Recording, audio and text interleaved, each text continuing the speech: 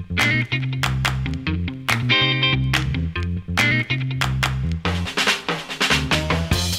everyone and welcome to this week's episode of No Bullshit Talks. I'm joined here today with Dr. Tara, who is the relationship coach at Luvbites, right? Yes. And welcome to the show. Hi. Thank you so much for having me. I'm so excited. Let's talk about it. Yes, it's a pleasure. Let's talk about it. Exactly. So you are a sex and relationship communication expert. Yes. So that sounds so exciting. I want to know exactly what that means. What is your job? Like, what do you do on a daily basis? Well, I like to say that all sex and relationship communications, or most sex and relationship issues are communication issues. So what do I do exactly? So my full-time job is I am a sexual communication and relational communication professor at California State University, Fulton. I teach this class as like introductory but also advanced, because in one semester of sex, like we start from the very beginning of sexual debut, which is the new term for losing your virginity. So wow. Right? Don't you love it? Posh. It's like, ooh, my sexual debut. Ooh. When was your sexual debut? Yeah, my sexual debut was young.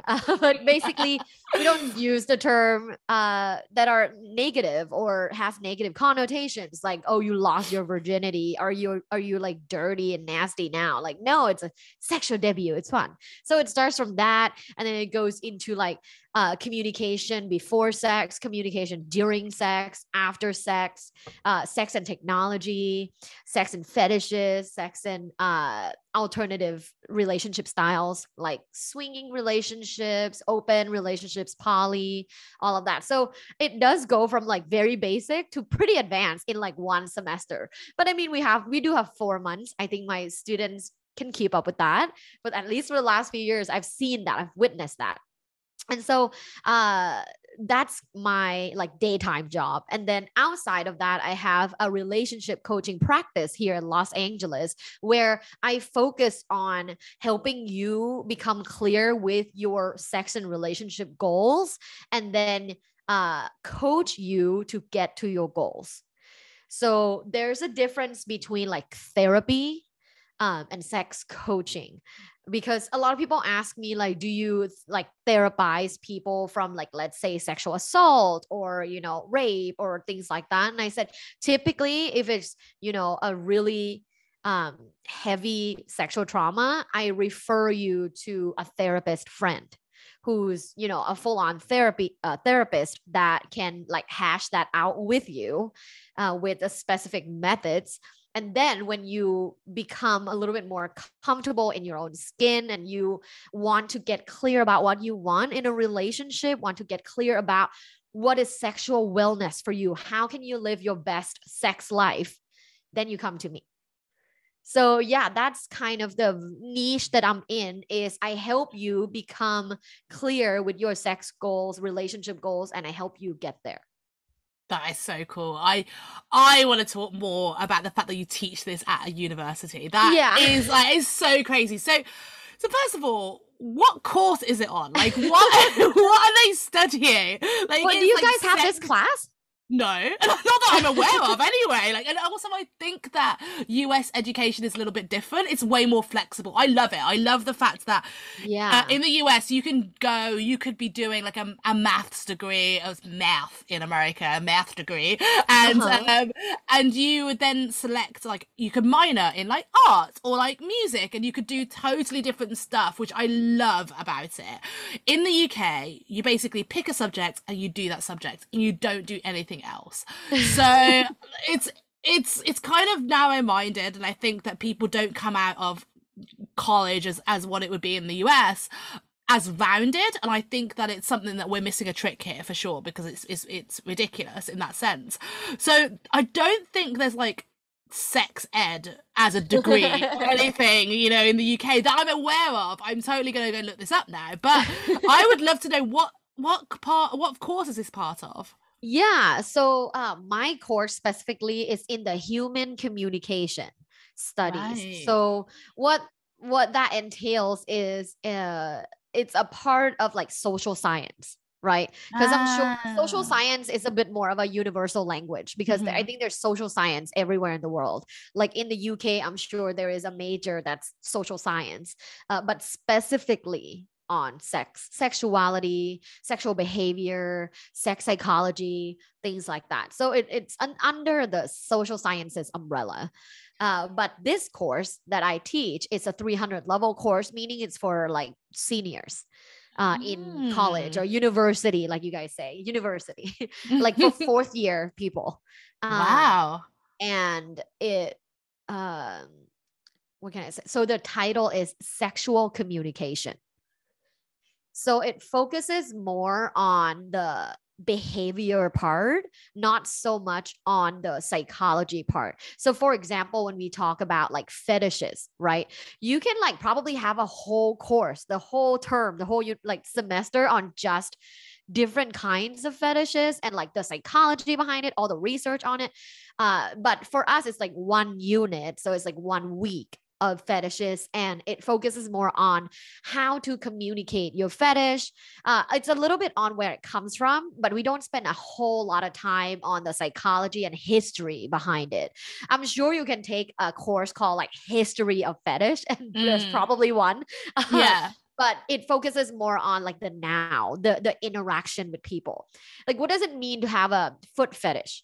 How do we communicate to others that we have a foot fetish? Or how do you communicate to a partner that declares to you, that tells you they have a foot fetish, for example, right? So we focus more on like the communication, the interaction part of sex.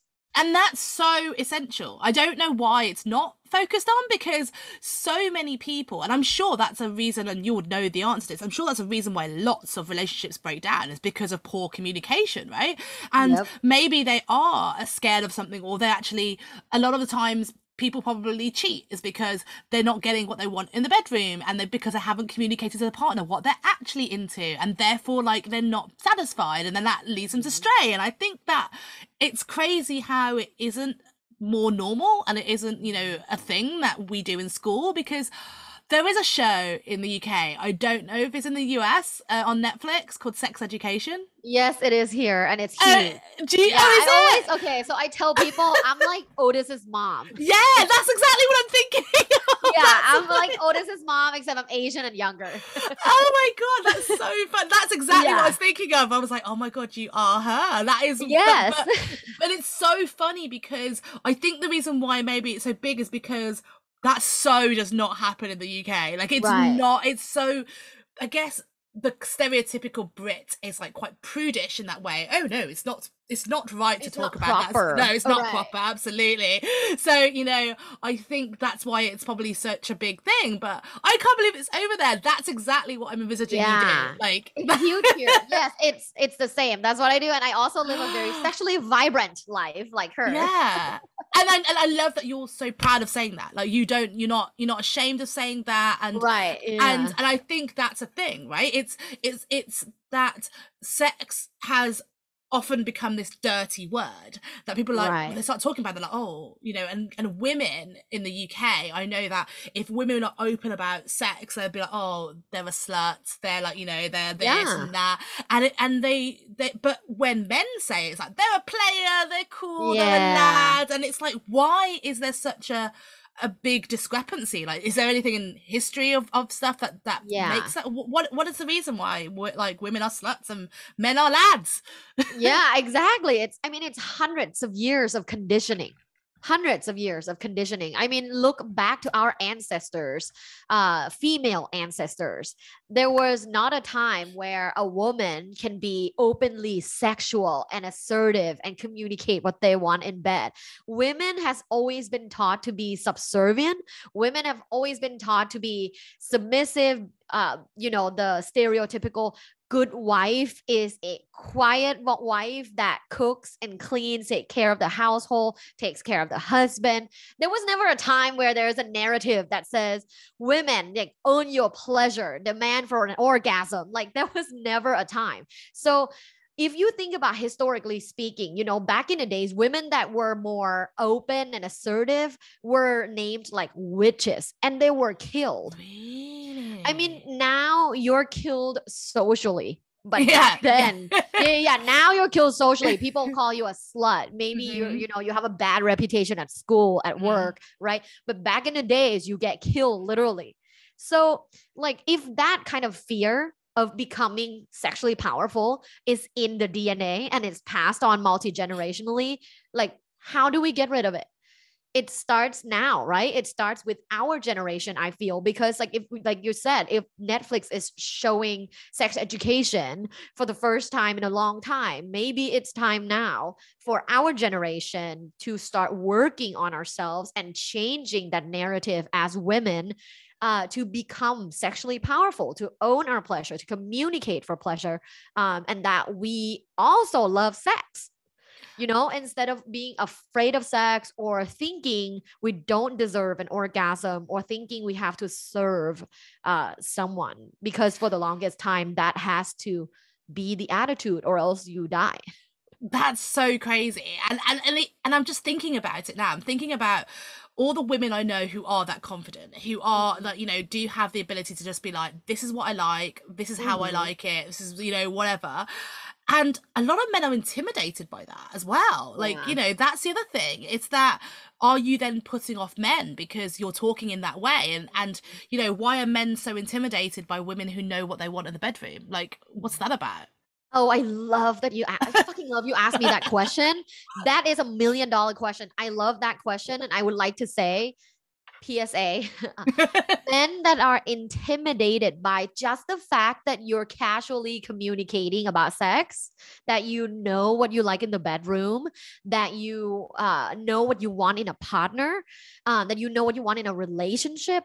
Men that are intimidated by these things don't deserve your time. I love that. They don't deserve your time because they have so much to grow. They need to grow first to become more secure. Because here's the thing. Men that are intimidated by a sexually confident woman is probably most likely because they don't have a settled self-esteem. They don't have high self-esteem. Men that have high self-esteem will not just be intimidated by a communicative woman, right? Like, let's be real. If you have high self-esteem, you love yourself, you're confident, you're the man, you have a lot to offer, you thrive in your life, you thrive at work, you wouldn't be intimidated by something so small like that. Like, just it's a woman that talks about sex, right? I think if you're insecure, of course you're gonna be like, oh, I don't like that, she's too much. Is she too much or you're too little? Exactly. And it could be little in more ways than one, right? That's why exactly. And I mean, like, okay, I don't want to like shame men with small dicks, because there are a lot of men with small dicks. Like, listen, like small dicks, there are many different ways to go about like giving pleasure to the woman. And honestly, I've seen couples, like in my practice, I've seen couples where, because I of course asked for the penis size because that goes into the evaluation. But like, I've seen couples that are really happy sexually with a male partner with a small penis size. Yeah. And I've seen miserable couples where the man has a huge penis. So it's not the determining factor. No, absolutely. And I think it is a lot down to the guy, like you say.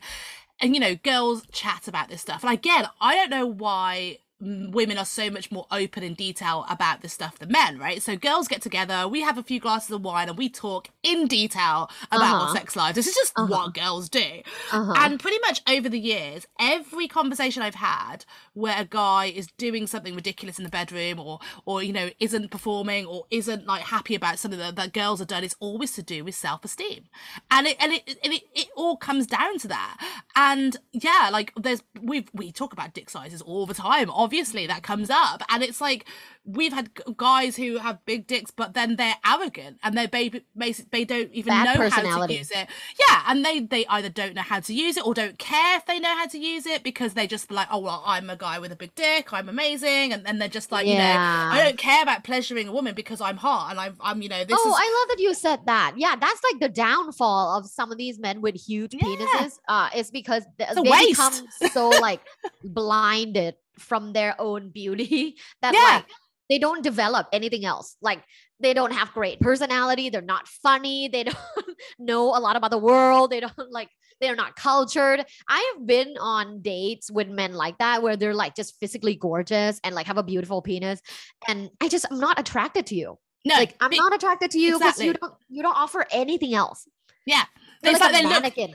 Exactly. It's like they look down in the morning and be like, yeah, I've got it. Don't need anything else. And that's like all. It's like that's it. That's what they think. They just don't. They don't even try in any other way. And it's funny because as a teenager or whatever, when you're first developing those sexual feelings, that's what you're attracted to, because that's what you think is gorgeous. And then as what you've seen in the media. Yeah, exactly. What you've seen in the movies. 100%. That conditioned us to expect like certain kind of boy is more attractive, is more popular, is more wanted, right? But in real life, it's not like that at all. And when you get older, like later in your 20s, in your 30s, like I'm now in my 30s, honestly, like dick size is like maybe factor number 8 that I look at. Yeah, exactly. Because it's like, it's hard. Other things are much more like difficult to come by. And it's just like a lot more important in like day-to-day basis. Yeah, I completely agree, and I find it really interesting that, and I think the guys I found who do brag about it is just because they don't have anything else to offer, and that's the thing, and so it's a shame for them. I actually feel sorry for these people. I actually like, I'm trying to think now. I watch comedy, and I almost want to Google it right now, but it's like a comedian that says like, rich guys are not good at fucking. Like if you want a great sex performance, date a poor guy. He'll give you multiple orgasms. Like a comedian said this, and I thought like, and I was laughing out loud, but I don't remember now who said it. It's probably true again, because when they have so much money, they don't try hard. They're just like, they're like, so you're here to satisfy me. So there we go. Doctor approved advice: find a poor, small dicked guy, and you'll have great sex. Okay, that's not my advice, but I did listen to it from a stand-up comic that was that has very insightful thoughts. But like, okay, back to people with high self-esteem, right? So I think there's two kinds of men out there that like, both of them have high self-esteem, but they behave differently. So like the first kind that have high self-esteem, they're secure about themselves, and they're here to also be a generous lover to you. And when you have sex with them, it's a great sexual encounter, because they ask you like, does this feel good? Do you want me to move here and there? But there's also people with such high self-esteem. Here's the other umbrella, the other camp. Such high self-esteem and confidence that they think their sexual performance is best. Like this will be the best sexual encounter you've ever had. And they forget the communication part. They forget asking her if it actually feels good, because you know what? We'll all be damned. Every woman is different. Like our clit is different. Our everything else is different. And the way we like is different. So like the communication part must happen regardless of where you are with your self-esteem. Maybe you're still working on yourself. Maybe you have really high self-esteem. Just don't forget that communication facilitates the best sex life. And the fun part is I have data to prove it. Do you say data or data? Data. But yeah, okay, data. I have data to prove it. So I collected data the last like year and a half. I collected data from 5,000 individuals, like 5,000 people of all walks of life. But everyone has been in a long-term relationship, and there's no like age limit. And the strongest predictor, so I collected data from 5,000 people and I ran some statistics. The strongest predictor of long-term sexual satisfaction is sexual communication. It's the strongest predictor. It's There are other things that are important. Obviously, we just talked about self-esteem. That's like second variable. The third variable is the ability to be mindful. So like someone that can focus, be centered, be present during sex and not think about like dinner, shopping, bills, right? So that's important too. But at the end of the day, all those things can happen, but if you're not communicating, you're not going to have a great sex life because the other person's not God. I mean, I don't know if you believe in God or not, but they don't know what you're thinking. They don't know if you truly feel good or not. And here's an epidemic of women. I've been a part of this statistic. So like guilty. Faking an orgasm. Everyone has done that, surely. Yes. Every woman surely has done that. And if you said you've never done it, I think you're lying. And 100%. You're not there yet of sharing the truth. That's okay. Yeah. I'm not forcing, right? But like when women are like, oh, I don't think I've ever done that. I'm like, girl, you're lying, but it's okay. I give you room because it's hard to speak truth. I've faked like a shit ton of orgasms. Oh yeah, same. I think at some point I faked more than I actually had real ones. 100%. Exactly, like it's ridiculous. But see, that's an epidemic, right? But I think that also a lot of women don't know if they've had an orgasm. That's another thing, right? There were so many women. Don't know what it feels like. They don't know what a real orgasm feels like, so they don't know, and they're like, "Oh yeah, I had one." No, you didn't. Like you were excited, you were pleased, but you didn't actually have an orgasm, and so people don't know. So it's a whole, but I think I would say most women have faked orgasms for different reasons. Like either they like the guy and they don't want to make him feel bad because he's trying really hard, but he's like, again, he doesn't know what he's doing. But if you'd communicated women are that, so nice. Yeah, but also if you'd communicated and helped them, they would have, again, that wouldn't have had to fake it. But then it's also like, you might be really bored and you don't like the guy. You're just like, yeah, it was good, done. So there's also different reasons you fake it. But you are speaking literature. You're speaking research findings. Because you know what? There's a whole body of research on faked orgasms in the sexuality studies realm. And the top two reasons are, number one, saving face. Like you don't want them to feel bad. So that's like you faking the and then he's like, did you come? You're like, yeah, of course I did. Well done, baby. And then the second reason, you're like, it's like you read this research before. The second reason is you're so fucking done with this guy, and usually it's casual sex. Like you're done with this guy, he's like, we're not vibing, and you just like come so he stops. Exactly. It's like, so like those can we are stop this already? Like two main reasons. But regardless, it's like discounting yourself, right? It's not putting you first. Because if we were putting ourselves first, which is really hard to do, like sexually, because like I said, it's almost like in our DNA, because hundreds of years, our ancestors, grandma, great-grandma, great-great-great-grandma have been conditioned to not care about pleasure. Because back in the days, women were there to procreate and take care of the household. So I want to know if you've done any research, and if you haven't, you totally should. I'd love to know the stats of the amount of women who have not had an orgasm during sex and then afterwards went and got a vibrator and finished himself off. I don't have that statistic, but I can almost guarantee you that that's going to be a really high statistic. Oh my God. I've done that before.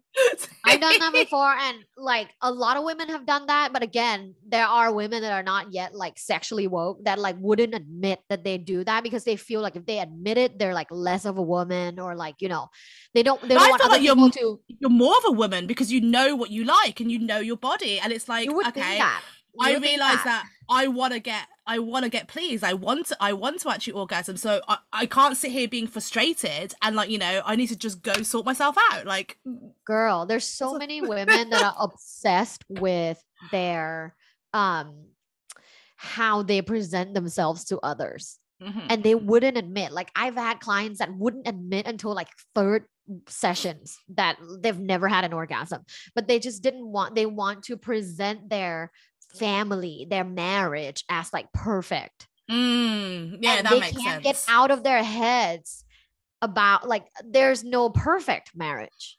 And if you live this way, faking your orgasm for the next 40 years, you're going to be the person that suffer. Yeah, exactly. You're only hurting yourself by doing this. Yes, it might be an but awkward conversation to have, but surely the benefits massively outweigh the cons, surely. Yeah. There are a lot of men and women that just care about the appearance of their marriage, of their, union, their family, and they hide everything and they shove it way down. And that's the people that get a divorce. But if you're like, I get that maybe on the surface you don't want to admit, oh, by the way, well, like, just sent out a tweet, just went to a relationship coach. I get that you maybe not going to do that, but to you're the person that's supposed to be helping them, so you need to be honest to you. Well, there's absolutely no point coming tell to me see everything if you're gonna be you're not gonna be honest. I mean, if you're like, I don't like the smell of my husband's penis, tell me.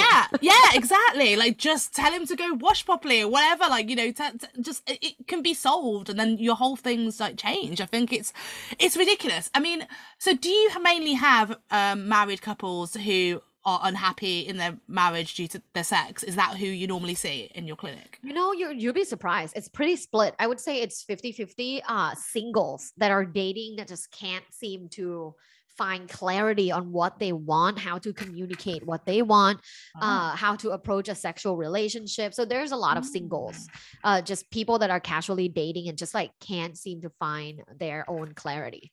But there's the other half is couples. Sometimes they come in together, sometimes they come in individually, and sometimes they would come in individually first to like prep before they invite the other person to come to the session. But yeah, back to the question when you were like, what's common things that people come to me about is for married or just like people in a relationship. It's typically sexual desire discrepancies. So one person want more sex than the other. Okay. Yeah. Some people will say they have a different sex drive, or they want sex differently, or their desire is different, or their preference in frequency is different. You know, one person says once a month, the other person's like 4 times a week. How do we reconcile that? Yeah. And okay, I've got to ask, because I think the stereotype would suggest that the man always wants it more, but I don't think that's necessarily true. Not true. I think exactly. I didn't think it was. And I think that's the media answer, what people portray it as. But I don't think that's true. I think a lot of women have really healthy sex drives, and a lot of men just want to just feel comfortable. So I don't what. So how do people resolve that when you say 4 times a week versus a month is a big difference? So how do you resolve that?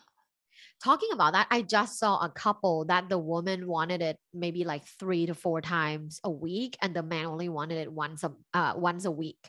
So like that stereotype of, you know, in a relationship, like the guy wants it more than a girl. Yeah. Like, yes, it's true half the time, but it's also not true half the time. Because it's there's also a lot of women that want to be sexual with their partner, but the male partner isn't there. So that's actually pretty common that people don't talk about. But yeah, so how do we reconcile? The simple answer is communicate, collaborate and communicate. The double C's: collaborate and communicate. But I can talk about it more. So I like to typically do like a simple math.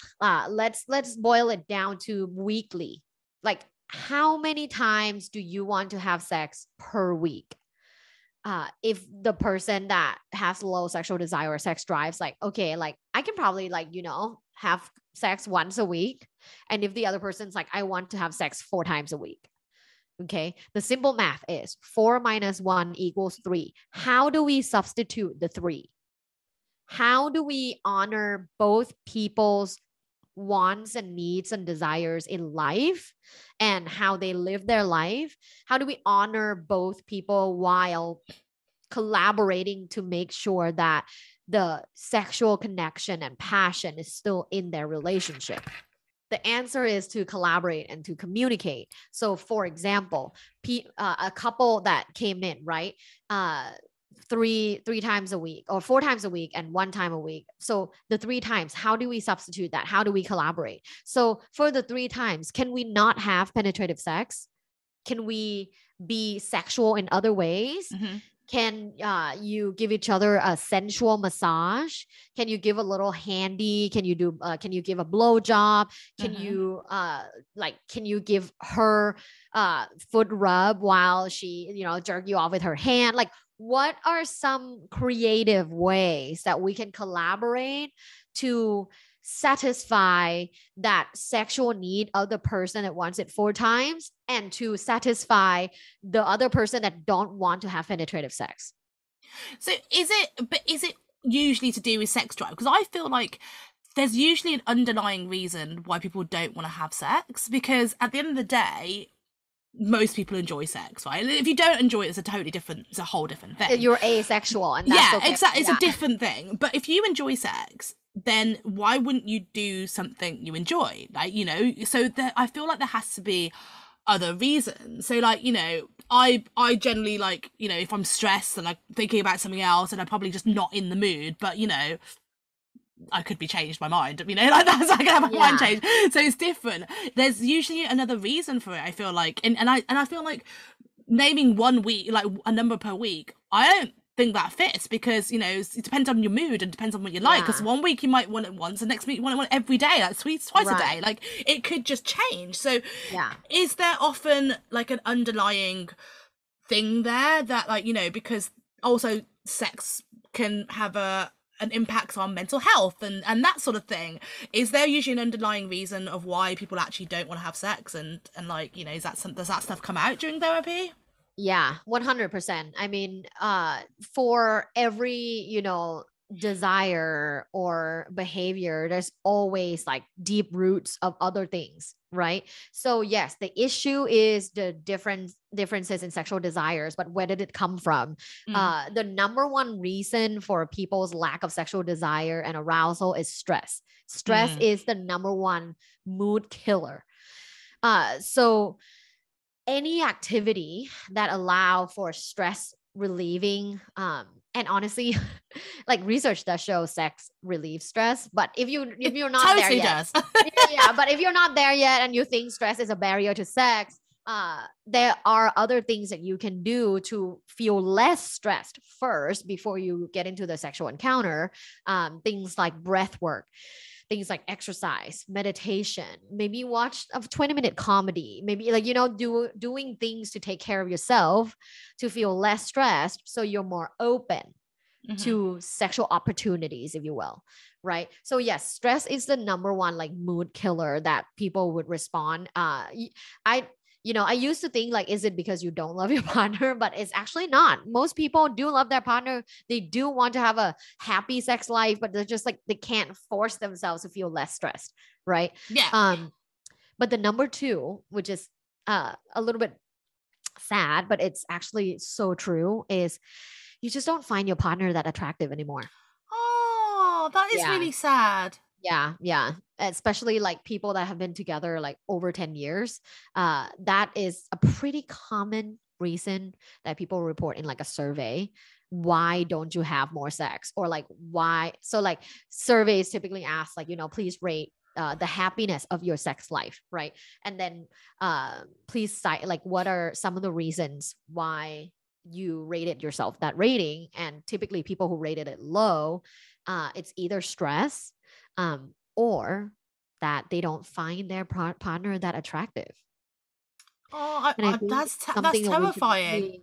Well, yeah. Because can you imagine like being with someone for like, let's say 20 years and they're like, gosh, like I'm looking at you, I just have zero feelings. Like I love you as a human, but I'm not in love with you. And I don't find you attractive. I don't find you hot, sexy.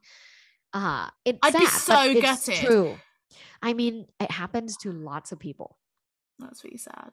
And it's hard to admit. Like they don't want to admit it. Like a lot of I have some couples that come in, and actually this attraction might not come from even like physical. For example, there's a couple that came in, and I can talk about it vaguely. So that there's confidentiality stuff. But there's a couple that came in, and she's no longer attracted to him. Not physically, because like physically she still thinks he's attractive, like he's handsome, but because he has given up on his business. Yeah, exactly. Something has changed in Like, his life, and that's what yeah, she was attracted to, yeah. that drive, that ambition, and it's gone. It's Yes. like, Yes. Like he now I has totally get no it. ambition. And Yeah, she's like, that's not the person I married. yeah, And how do you, can you stick it out or can you leave? That's like, she came to me because of that. She's like, yeah, I don't want to be a bad person, but he's no longer the person that I married. So like, if I leave, am I a bad person? Is there a thing that they always talk about, how like a true marriage is when ups and downs, lows and highs, thick and thins. Like, how can I stay? How can I have the strength to stay? And I said, communication. yeah, You have to communicate that this is the factor that reduces the attraction in other parts, including sexual attraction. You're not going to be sexually interested in someone that gives up on life, that sits down, watches TV, drink beer all day long, and just yeah. forget about your business. It's completely unattractive, 100%. Because it's not the person you were attracted to from the first place. Exactly. Right. And how long has it been? Right. So for her, like she said, it's been 2 years. I'm like, girl, you've stuck it out for a while. Like, you're good. Wow. So I basically help her facilitate this conversation with him. And, I told her like, it's 100% fair to give a timeline, because you live your life too. You can't live your life for other people. You can't live here serving him for someone that stops growing. So we give him, a little timeline. We get verbal affirmations, like confirmation from every party, like this is what we're going to do. 6 months later, they come see me, and he has found like new passion in fitness. Like, so he restarted. So like he just a little bit more. He used to own a gym. I'm like, how do I talk about this? But I don't get sued for confidentiality. But he used to own a gym. Anyways, like gave up on life, watched TV, drank beer, like 2 years. Now he's like, found love again in a different kind of training. And restarted his like social media, like hire someone to do a website, now start like coaching clients independently. So 6 months later, after she communicated, listen, I used to love you because we were both entrepreneurs and we were like killing it and we were thriving and striving. And then you decided to quit and you decided to become someone else. And I was still the same person. So let's communicate this. Can we still be together? Can you refine this passion within you again? Or is it fair that I leave so that you have more room to grow by yourself? Oh, but that's so beautiful, because it's also that she helped him, like, restart his life, because he obviously still loved her, and he was like, oh my God, I'm going to lose her, because a lot of time it's not they don't mean to, they don't even realize they've changed, they don't even realize they've done something like this, and the thought of them be like, I don't want to lose you, I need to do something, and then change for the better. It's so nice that then everything's great with them now, and they've kind of rekindled it. But not every story is like that. No. I actually have facilitated a divorce as well. Oh no! It was for the better. I was going to say it must have been for a good reason, right? It's always for a good reason. Divorce is not a failure. Divorce is an opportunity to restart and reclaim your power in your life. So if you're in a place where it's really dark, don't be scared of divorce. And if you want a friend to walk you through, a professional / friend to walk you through this kind of difficult conversation, hey, Dr. Tara, the sex coach, is here. That's so useful. So I think there's loads of people probably listening, or not even necessarily going through a divorce, but maybe thinking about it, and they don't realize, and it's just having that conversation makes them actually understand what they're really feeling. So I think that's so important. I usually call it like facilitating the crossroad conversation. Like you don't have to cross the road alone. I'll hold your hand.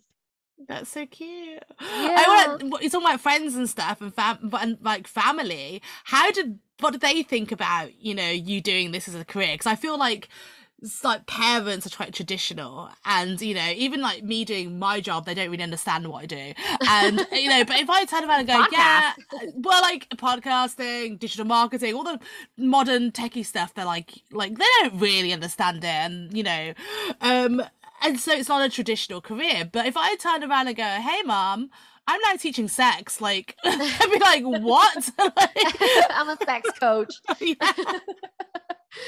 I teach people how to give really good blowjobs. Like, Yeah, can you that too. imagine saying, Yeah. Can you imagine Help them saying get a that? divorce. Yeah.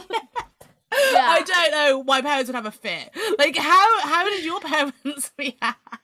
My parents still tell their friends that I'm a social science professor. That's like a it's typical very Asian, very Asian thing It's to the do as Asian well. thing. Yeah, it's the Asian thing. She's a professor, and then when they're like, "Oh, what does she teach?" Then they just say social science, which is not a lie, really. It's true. It is social science.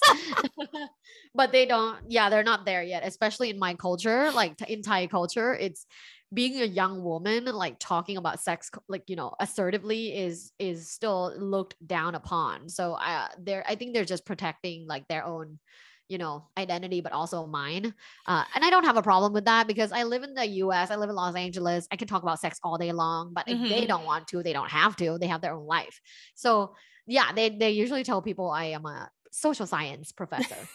But it's like, it is such a different culture. Like, you're in LA, which is probably one of the most out there like cities in the world where anything goes, and then you came from Thailand, which is quite Asian culture in general is quite reserved in comparison, but Thailand's also an interesting place when it comes to sex, like, and how they view things. And obviously there's people go out there as sex tourists, that's a thing, and you know, Thailand is a very big hotspot for that. And there's like, you know, the whole fetish of transvestites and all that kind of stuff in Thailand. It's a very big thing.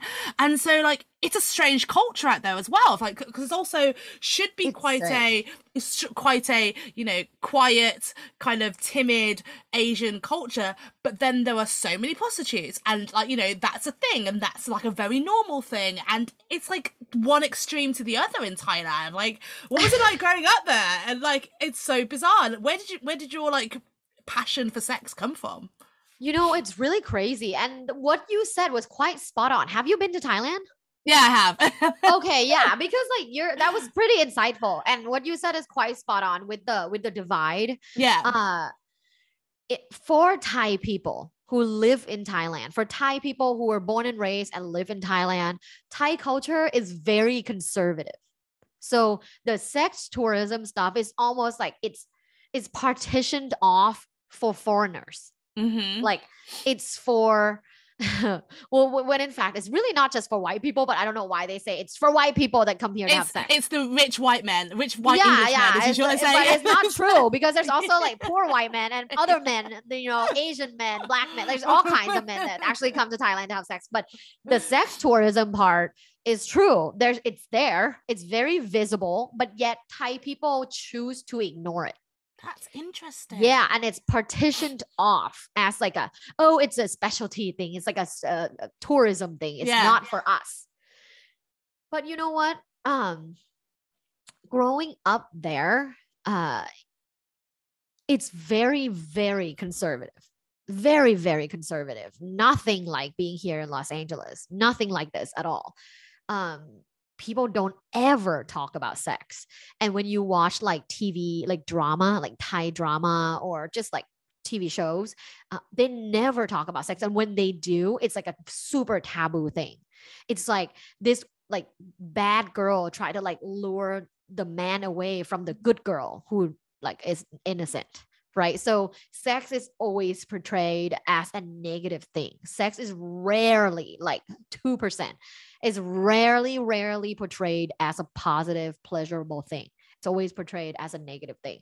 So growing up there, sex was always a taboo. Sex was something that bad women do. They're not girlfriend material. They're not wife material. You want to be a good girl, you don't like sex. You want to be a good girl, you're the gatekeeper. You're the innocent, kind, soft, submissive gatekeeper. And you keep it together till you get married. But no one does that. That's the thing. Like, we all have sex when we're, you know, teenagers or maybe like early 20s. No one, like none of my friends save themselves to marriage. But they do it in like under the cover. So yeah, coming from there, I would say I have a lot of like shame and guilt regarding my own sexuality. And that's why in my early 20s, I dated so many people. I was like a people pleaser. I want, you know, other people to like love me, to like me. That's why I faked orgasms. That's why I pretended to be someone else. And I think a lot of girls, a lot of women can relate, like can resonate with that. Like, you know, pretending to be someone else so that other people like you. Yeah. And Yeah. it's sad, but it's true. Like, I think that's everyone's scared. Everyone, no matter what people say, even the most confident people who are like, I don't care what people say about me. You do really, like most people do. We all do. It's basic human psychology. Of course it is. Of course We're social animals and we want to be accepted. Like it's studied in primates. It's studied in history. It's studied now. We have evidence that we do care. So let's not say we don't care. Like we do care. How can we care kindly? How can we care and still know boundaries? How can we care and still be mindful of others and yourself, right? So I think that's the point. Do you go back to Thailand often at all? You know, to visit family? I go back once a year. Okay, and how do you find it now when you go there and you see the culture and what it's like? Conservative. Oh, really? Yeah, it's still very conservative. They start to like talk more about sex, but in like a comedy, funny way, which is okay because it has to start somewhere. Yeah. It has to start somewhere. But yeah, it's still a very, very sexually conservative culture. And I think it's still lacking that like women empowerment message. You know, it's still very much a male dominated country. Most like CEOs, founders, and most values are placed on men. There's very few female leaders and then very few like outspoken women. And yeah, it's still very much like if you do a survey in Thailand, I'm pretty sure people will still say like girls that are more submissive, more like ladylike, put together. Do better. Yeah. So when you go to Thailand and you being confident and you being outspoken about sex, do they assume that you're a hooker or like something like that, or assume you're a bad person? Is that what happens? I think so. Well, not my friends, because my friends are like, dude, this is like such a fresh, breath of air. Like, you know, I finally have like another Thai woman to talk about sex with. I've been having this sex issue forever, or like I never had an orgasm. How do you have one? Like, I'm the person that they can talk to, which is awesome. But in general, I would say in society, like it's still seen as a negative thing. That sucks. That really sucks. I mean, like, obviously that's the point. Different cultures always have different, you know, reactions to different things, and it's crazy, but it really sucks. But I get it. I get that there's still reservations, because even in the UK, like I said, it's not.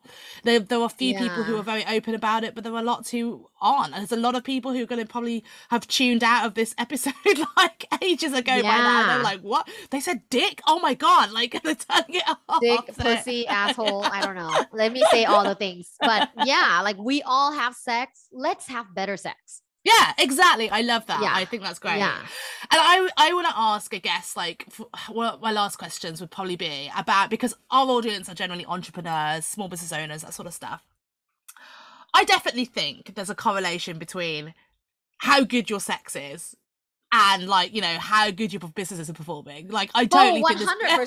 I totally think there's got to be that. 100%. So, like, you know, and because I think that good sex or bad sex leads to, you know, happiness or depression and like frustration, which then leads to like poor mental health or good mental, and it's that sort of spiral that, you know, then leads to better performance in other areas or whatever. So I guess, what advice would you give to entrepreneurs out there? And, you know, what signs should they be looking out for that maybe their, you know, frustration in the bedroom is causing them to not perform as well in business? What would you say? Yeah. So I would say 2 pieces of advice. One, communicate your needs. You're entrepreneurs, you're creatives, you're a boss. Like you're already, you know, pumping out like your dreams. You're already like striving within your creative entrepreneurial lane. How about your sex life, you know, as well? So don't leave it behind. Prioritize your sex life and communicate your needs. you have the skills to do it. If you're an entrepreneur, I know you have the skills to do it, right? It's just that courage to get over that first hurdle. Trust me, after the first time you talk about sex, it becomes significantly easier. It takes that one time of courage to start speaking up about what you want sexually. So the first thing I would say, prioritize your sex life and communicate your needs.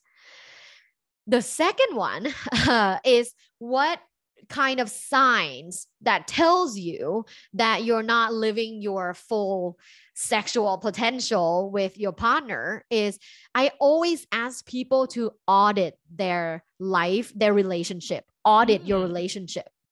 Think about all of the causes and sources of happiness and causes of frustrations and unhappiness.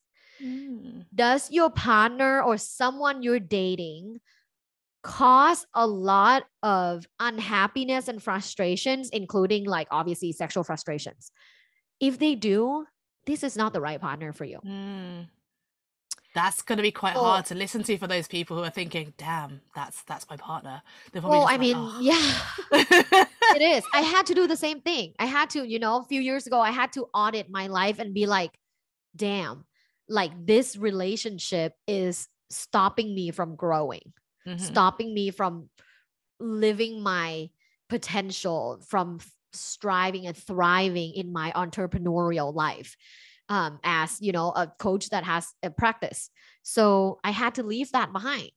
I had to be like, I have to have this hard conversation and leave him. And now like where I am with my current partner, like I am so glad I had the courage to do that because someone had to, or else I would have been still in that relationship. And honestly, here's what a little bit of a like PSA, like sometimes a relationship that's not right for you, it doesn't have to be so drastically bad.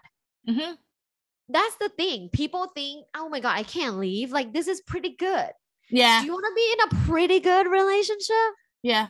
People settle. Or do you That's want the thing. to be in an amazing relationship? Exactly. They just settle to think, oh, this is not too bad. There are loads of dickheads out there. Settle. Yeah. It's like, oh, there's loads of dickheads. This guy's quite nice. It's fine. I know loads of people do that. I've done it in the past. I'm like, oh, he's good to me. It's like, I just think, oh, it's all right. Like, you settle, and it's a problem we all have. I think it's just having that confidence that to know that you deserve better, and if you know what you want, then communicating that, I think, is really important. Sitting down and auditing your life is difficult, but like write it down. Like, what are some sources of frustrations? Like, is it usually from them or your relationship with them?